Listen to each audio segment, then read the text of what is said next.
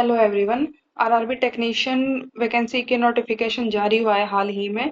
जो total vacancies यहाँ पे आई है वो 6,565 वैकेंसीज आई है, जिसमें से टेक्निकल ग्रेड 1 की जो वैकेंसी है वो 323 है और टेक्नीशियन ग्रेड 3 की जो वैकेंसी है वो 6,242 है। टोटल जो सीटें हैं यहाँ पे वो 6,565 है। ठीक है, तो अब चलिए इसके आगे आगे देखते हैं और इसकी इंफॉर्मेशन।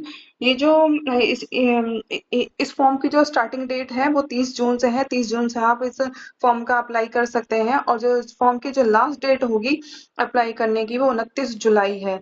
और 29 जुलाई को ही क्या लास्ट लास्ट पेमेंट डेट भी है। ठीक है, और जो करेक्शन विंडो है वो अभी नोटिफाई नहीं हुआ है। तो आगे जब आरआरबी नोटिफाई करेगी तो वो भी मैं आगे बता दूंगी। ठीक है, तो यहाँ पे आगे हम देखते हैं एज लिमिट के बारे में।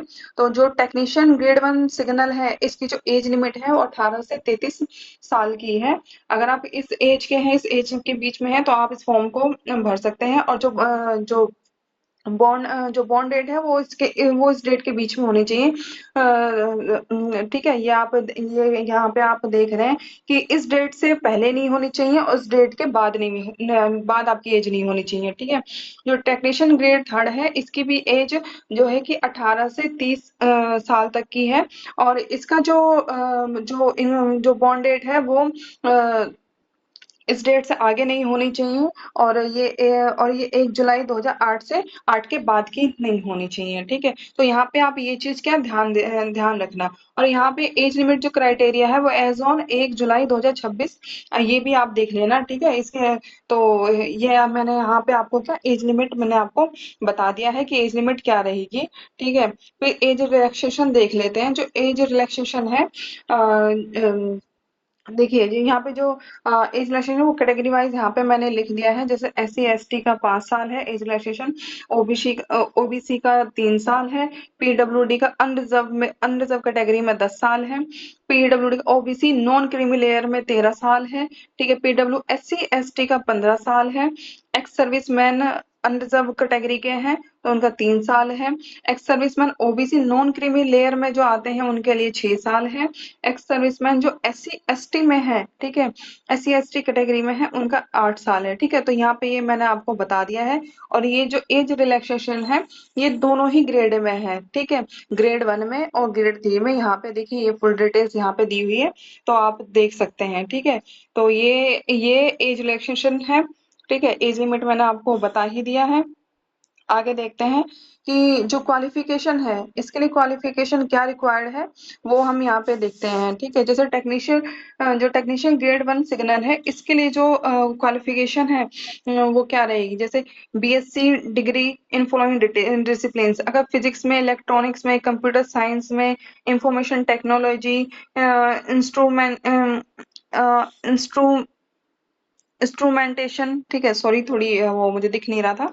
जो अगर इसमें अगर आपने भी क्या BSc की है, ठीक है, तो आप इस फॉर्म के लिए एलिजिबल हैं। ठीक है, और ऐसे तीन अगर आपने डिप्लोमा की है इंजीनियरिंग में 3 साल की, तो उसके लिए किस किस में, इलेक्ट्रिकल इंजीनियरिंग में, इलेक्ट्रॉनिक इंजीनियरिंग में, इलेक्ट्रॉनिक एंड कम्युनिकेशन इंजीनियरिंग में, computer engineering, information technology, instrumentation engineering, अगर इसमें आपने 3 साल का अगर आपने डिप्लोमा किया है इंजीनियरिंग में तो भी आप इस फॉर्म को फिल कर सकते हैं।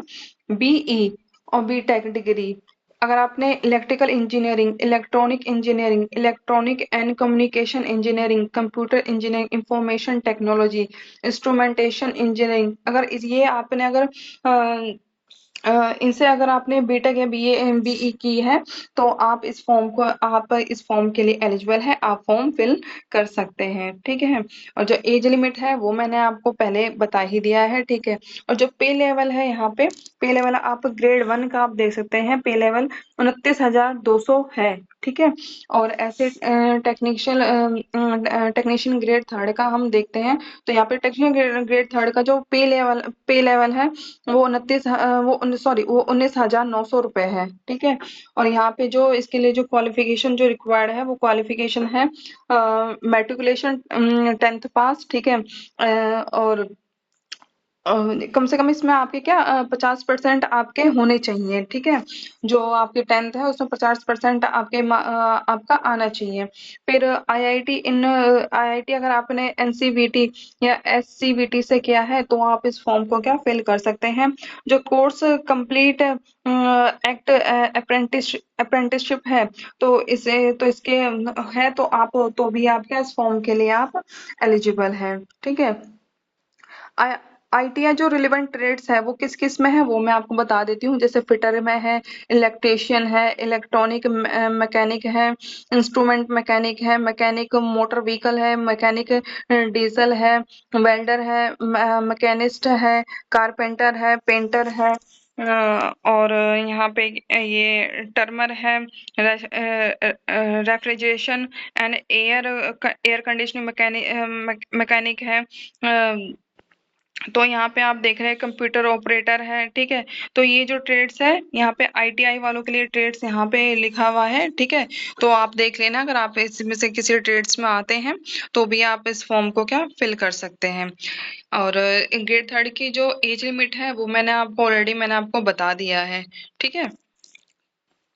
चलिए और आगे देखते हैं। अब यहाँ पे क्या डॉक्यूमेंट्स दे रखा है कि आपको इस फॉर्म को फिल करने के लिए आपको किस किस डॉक्यूमेंट्स की जरूरत होगी, ठीक है। पासपोर्ट साइज फोटो चाहिए होगा, स्कैन सिग्नेचर चाहिए होगा, आधार कार्ड, ठीक है। आधार कार्ड या फिर वोटर कार्ड जो भी आपके पास हो, ठीक है, वो प्रूफ के लिए चाहिए होगा। 10th की मार्कशीट एंड सर्टिफिकेट, अगर आपके पास मार्कशीट है, कुछ बच्चों के पास क्या मार्कशीट होती है, कुछ के पास का सर्टिफिकेट होता है।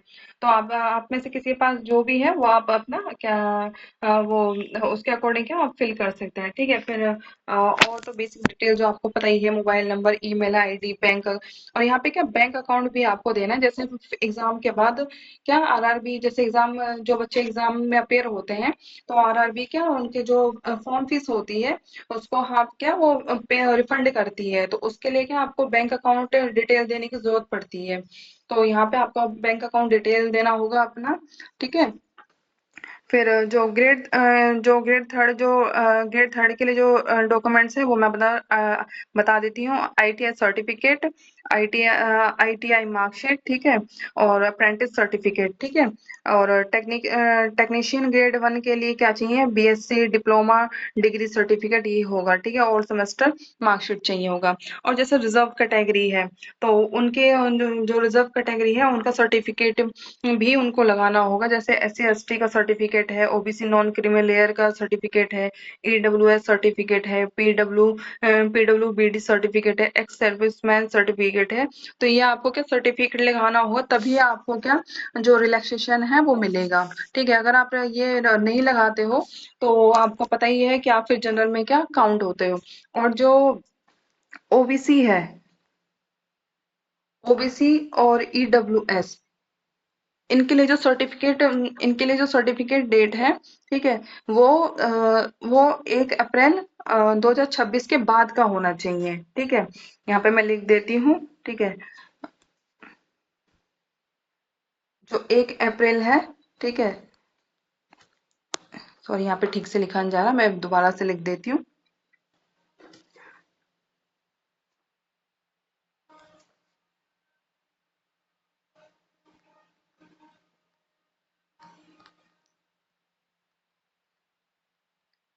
तो ओबीसी और ईडब्ल्यूएस इन दोनों का जो सर्टिफिकेट है वो 1 अप्रैल 2026 का होना चाहिए। अगर किसी का अपडेट नहीं है तो वो आप अपडेट करा लेना, ठीक है, फॉर्म फिल करने से पहले, ठीक है।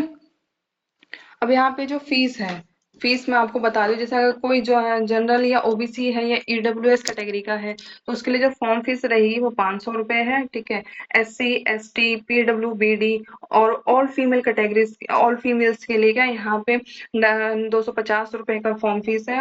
और कोई अगर एक्स सर्विसमैन है ऑल कैटेगरीज में तो उसकी भी फीस क्या 250 है। और पीडब्ल्यूबीडी अंडर ईसीएम कैटेगरी में है तो उनकी क्या फॉर्म फीस क्या उनकी भी फॉर्म फीस 250 रुपए है, ठीक है।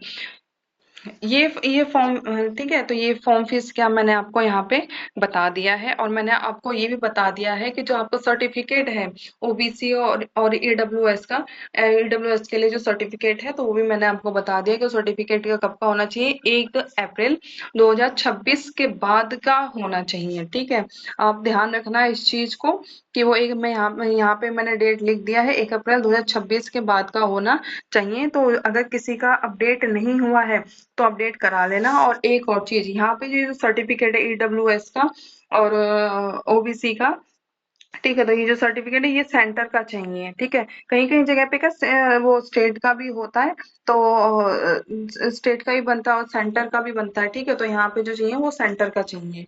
ठीक है, तो ये सारी इंफॉर्मेशन थी जो फॉर्म से रिलेटेड थी, वो मैंने बता दिया है आपको। ठीक है, तो आप अपना चेक कर लेना, फॉर्म फिल कर लेना।